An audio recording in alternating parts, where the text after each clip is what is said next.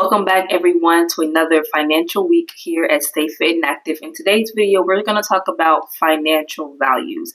I was taking a course by an amazing creator here on YouTube named Thais Gibson. She runs the Personal Development School, so if you haven't checked her out, check it out. But I did her course on personal needs, right? And then when I was doing that course, I realized that this can expand beyond personal needs, right? Like, what are your work needs? What are your relationship needs? What are your financial needs? And what are the values within those things? And so I want to talk about that in this video. So I do a lot of talking about ways we can increase our finances, ways we can budget, things like that.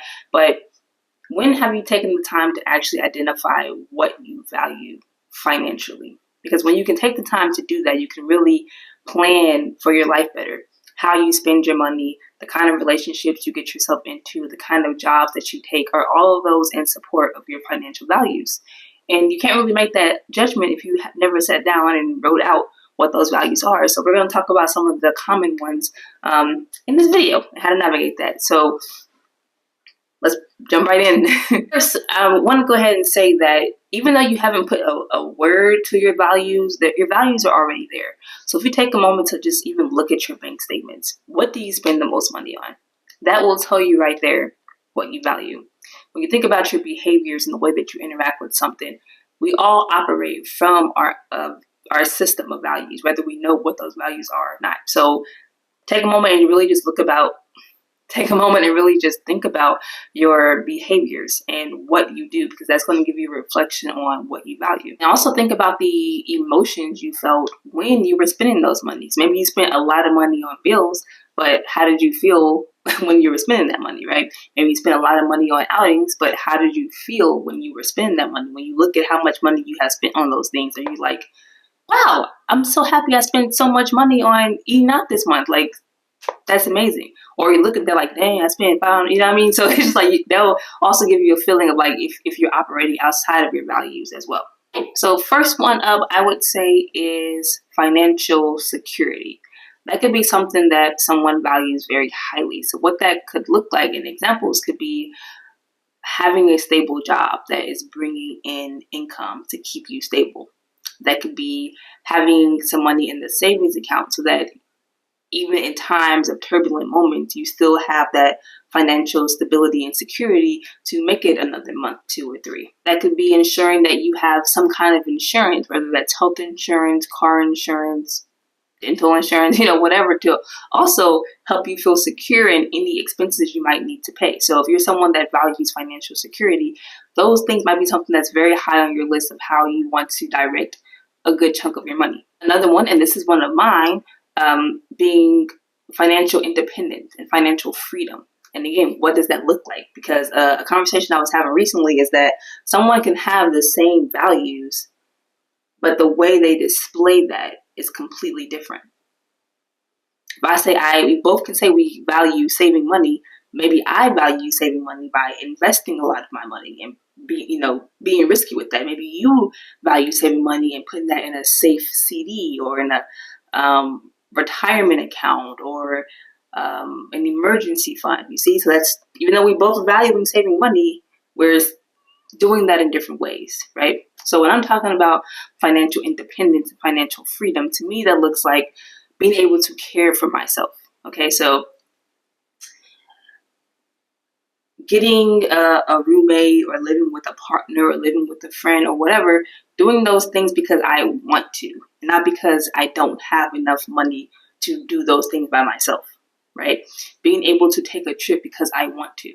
Being able to get the salmon instead of the tilapia because I want to. So it's being able to really care for myself, but then also having that freedom to make decisions when I want to make them. So if I want to be off work for a week and my job doesn't give me any PTO, I can take that unpaid because money coming in is not going to stop me from doing what I want to do with my life because I have that freedom. So like, fine, don't pay me. I'm still going to go off and do my vacation because I have money in my savings account, for example. So that's another thing, having enough money in an account so that if something does come up, some emergency, car breaks down, I have that freedom to just go ahead and get that taken care of without having to exchange more of my time for money to cover those costs. So that can be an example of financial independence and financial freedom.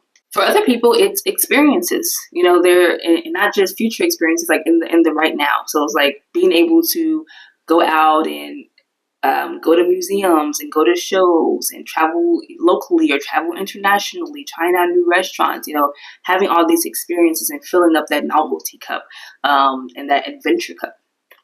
That can be a priority to you. Another one, it can be just having a value of an improved quality of life. And so maybe for you, that looks like starting your own business so that you can have that umbrella really of values. You can have that freedom. You can have that flexibility.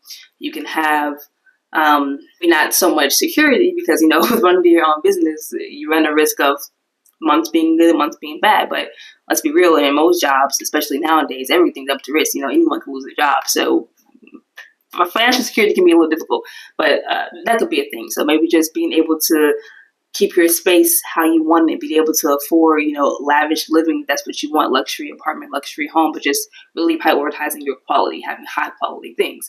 And so when you see someone out there and you're thinking like, oh, they're really materialistic, they always got to have the most expensive car and the most expensive house and the most expensive this, but maybe they just value quality, like very high quality. Maybe that's how they interpret that.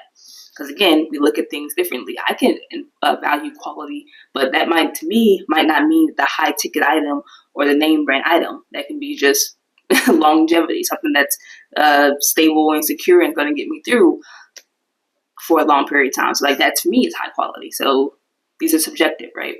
Another financial value can be charity or generosity, I should say. So your desire to want to give money, make donations, give your tithes at church, donate to your local, what do you call those things? The pet. Why can't I think right now?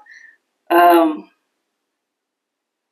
talking about the place where a lot of pets that need to be adopted are. I don't know why I can't think of the word right now, but maybe, again, that's how you want to direct your money. So being generous with your money could be an important value to you. So that's how you're going to spend that.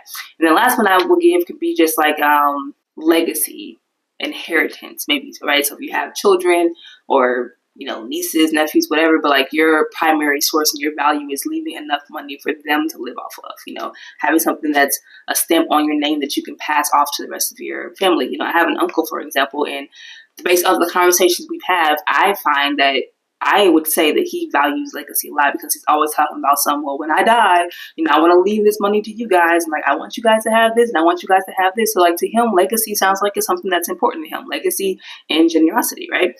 And so it's important to be able to identify what your values are because that's going to shape and operate how you navigate bars, how you navigate your day-to-day life, how you spend your money, and again, how you make decisions for yourself when getting into relations with other people, whether that's a business partner, we have to have a shared vision, we have to have shared values, a work environment, if you're valuing security and then you're picking a job that has up and down money, like you don't have a set amount every single month. It depends. Maybe that's not going to be the best place for you because you value security, but this is a very unsecure job, right?